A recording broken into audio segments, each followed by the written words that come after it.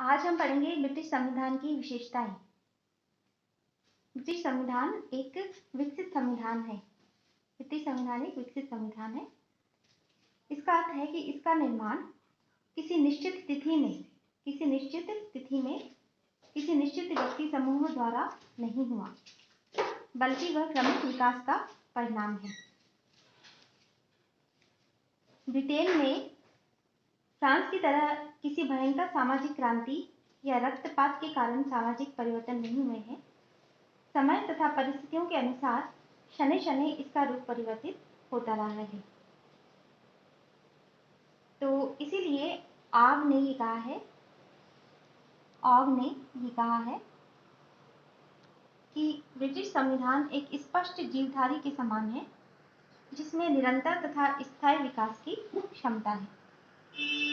ठीक है, तो इसका मतलब आप समझ गए होंगे कि विकसित संविधान का मतलब ये है कि इसको किसी निश्चित व्यक्ति समूह द्वारा और किसी निश्चित तिथि में इसको नहीं लिखा गया है, वरन इसका विकास धीरे धीरे हुआ है।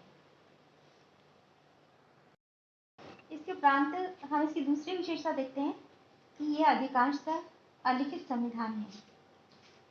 प्राय संविधान के दो वर्ग किए जाते हैं, एक लिखित और एक अलिखित। लिखित और अलिखित। जो लिखित संविधान होता है उसके अंतर्गत राज्य के मूल सिद्धांत, सरकार के संगठन और कार्य और नागरिकों के अधिकार और कर्तव्य आदि उसमें लिखित रूप में रहते हैं।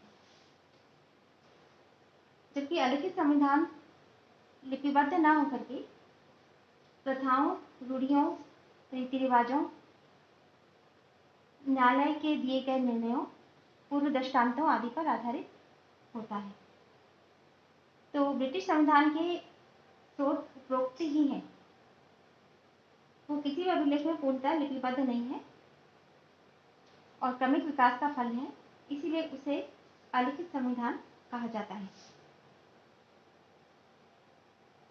लेकिन अधिकांशतः अलिखित का अर्थ यह है कि कोई भी संविधान पूरी तरह न तो लिखित होता है और न ही अलिखित होता है।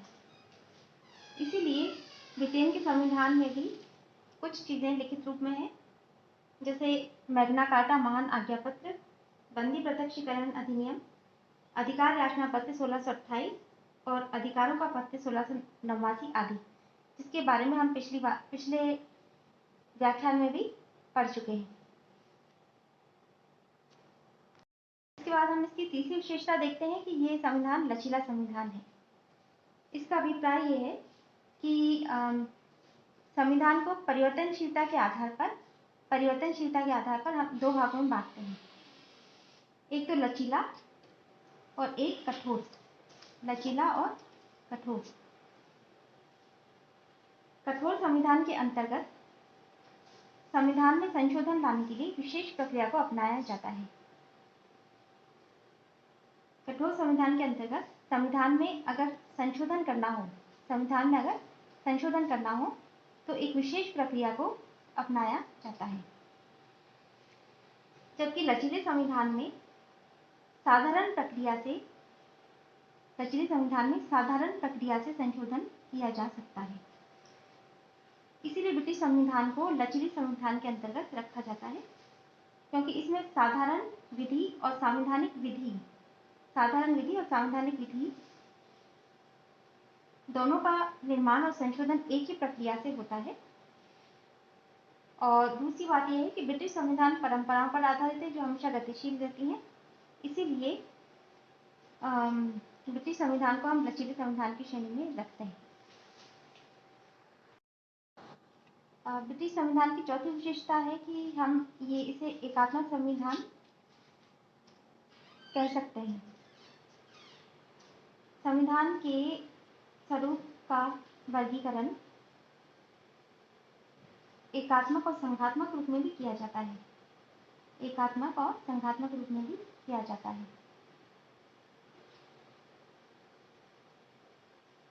संघात्मक संविधान के अंतर्गत संघ और इकाइयों के बीच संघ और इकाइयों के बीच संविधान द्वारा शक्तियों का बंटवारा किया जाता है।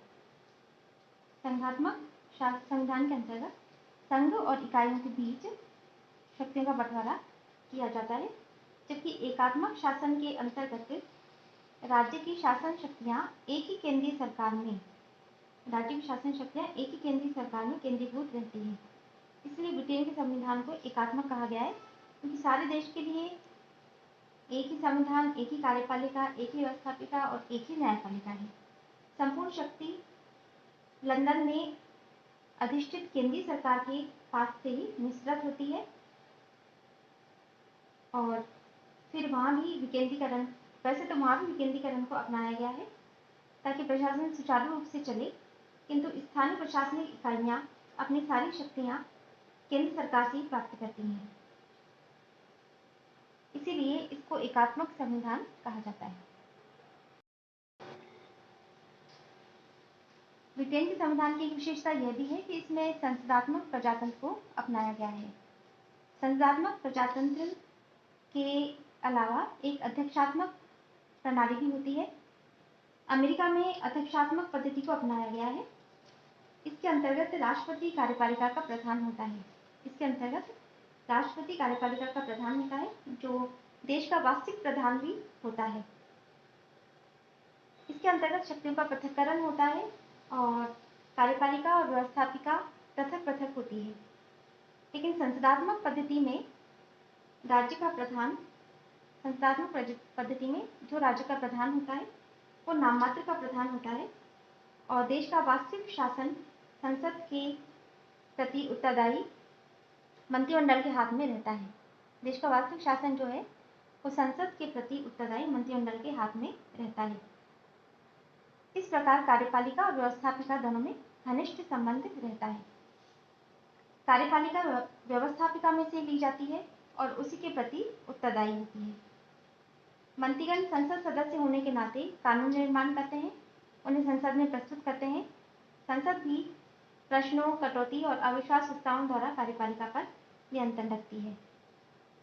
और जो निम्न दल होता है जैसे हाउस ऑफ कॉमन्स, उसका विश्वास खो देने पर या तो विरोधी दल मंत्रिमंडल बनाता है या कॉमन सभा का विघटन होकर नया निर्वाचन होता है और बहुमत दल मंत्रिमंडल बनाता है।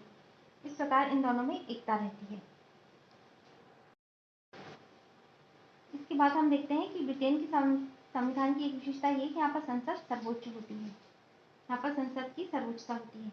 संसद की सर्वोच्चता का अर्थ यह है कि यहाँ पर ब्रिटिश संसद अंतिम रूप में परम श्रेष्ठ और सार्वभौम है। इसका अर्थ यह है कि वो देश के किसी भी कानून का निर्माण, संशोधन, परिवर्तन या उसको अधिकृत कर सकती है। और अगर नेगेटिव रूप में देखा जाए तो उसके द्वारा बनाए गए कानून को अनधिकृत या अवैध घोषित करने का किसी को अधिकार नहीं है। इसके द्वारा बनाए गए कानून को अनधिकृत या अवैध घोषित करने का किसी को भी अधिकार नहीं है। ब्रिटेन में संसद की कानून निर्माण शक्ति की कोई सीमा नहीं है। इसके द्वारा निर्मित किसी भी कानून को किसी सत्ता के समक्ष चुनौती नहीं दी जा सकती, क्योंकि अमेरिका या भारत के समान यहाँ न्यायिक पुनरावलोकन की व्यवस्था नहीं है। इसीलिए डी लॉम्ब का एक कथन है कि ब्रिटिश संसद पुरुष को स्त्री और स्त्री को पुरुष बनाने के अतिरिक्त और कुछ भी करने में समर्थ है। ब्रिटिश संविधान की एक विशेषता है विधि का शासन। विधि के शासन का अर्थ यह है कि इंग्लैंड में शासन का संचालन किन्हीं विशेष व्यक्तियों की इच्छा द्वारा नहीं बल्कि विधि द्वारा ही किया जाता है। इंग्लैंड में शासन का संचालन किन्हीं विशेष व्यक्तियों की इच्छा द्वारा नहीं बल्कि विधि द्वारा ही किया जाता है। ब्रिटेन के सारे व्यक्ति, चाहे उनका पद या स्थिति कुछ भी क्यों न हो, एक ही प्रकार की विधि और एक ही प्रकार के न्यायालयों के अधीन है। ब्रिटेन में सभी व्यक्ति, चाहे उनका पद या स्थिति कुछ भी क्यों न हो, वे एक ही प्रकार की विधि और एक ही प्रकार के न्यायालयों के अधीन हैं। यानी कि आप प्रधानमंत्री से लेकर के और